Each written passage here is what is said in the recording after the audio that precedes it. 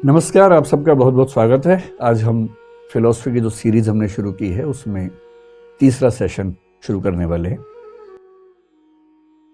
और जिनका मन करता है ना कुछ और करना है, फिर वो आते हैं इस पर मॉनिज्म पे। वो कहते हैं कि ना भाई, अंत में तो एक ही सत्ता रहेगी। और इनके सामने कितना बड़ा चैलेंज है, आप समझ पा रहे हैं।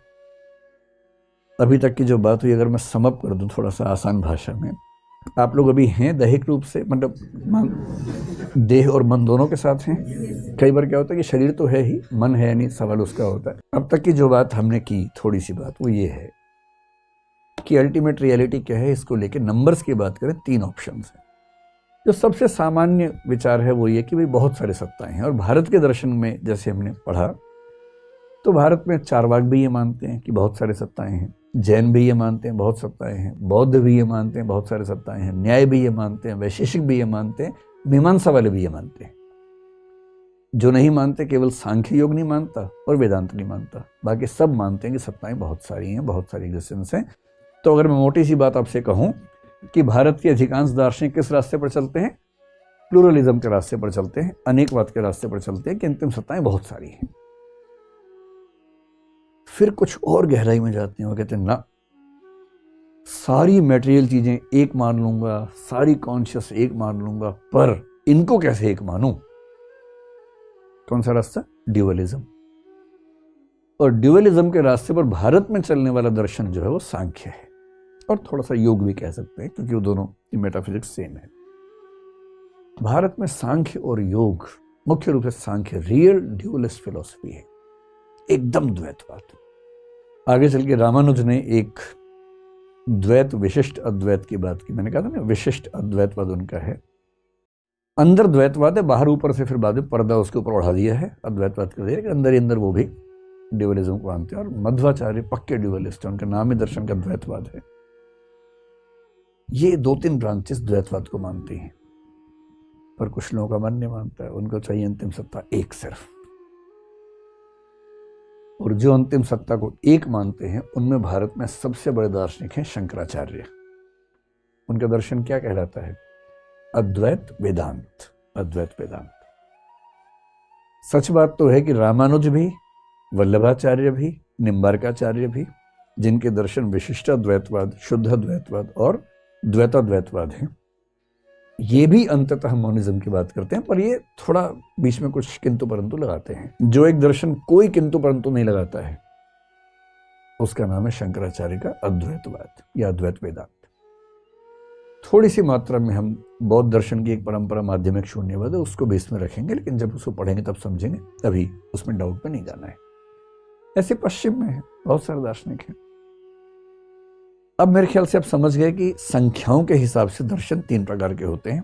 अब आइए नेचर के हिसाब से, और असली समस्या ये है कि अंतिम सत्ता जो है वो कैसी है। और कैसी है का मतलब क्या हुआ?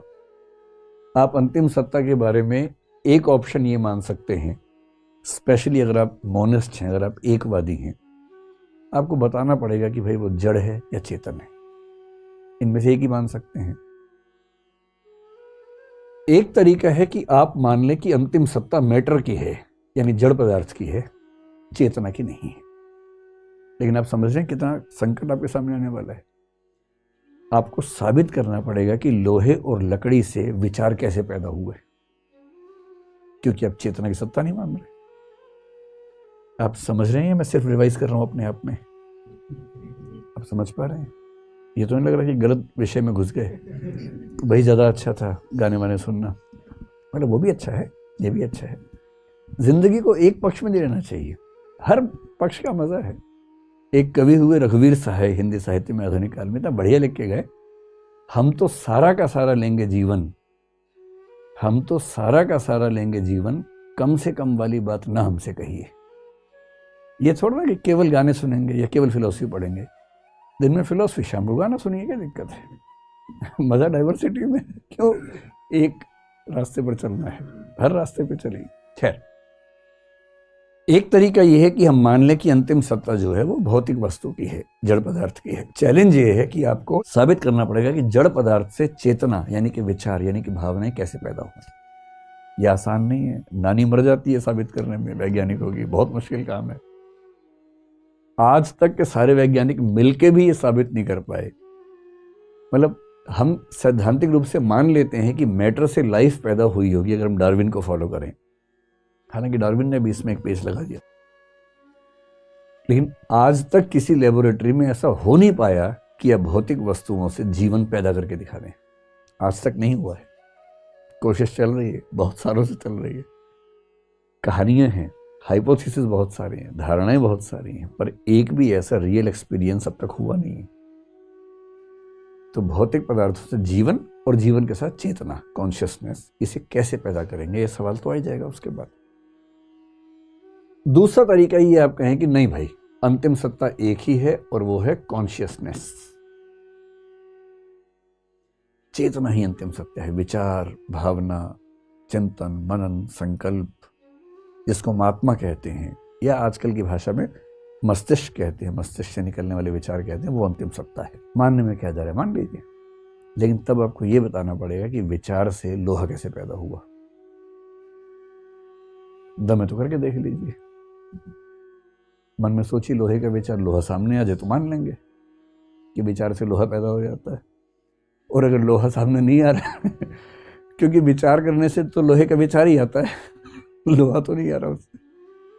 तो दूसरे जो वर्ग के लोग हैं, कॉन्शियसनेस को मानते हैं अंतिम सत्ता, उनके सामने संकट है कि कैसे कॉन्शियसनेस से मैटर को साबित करें।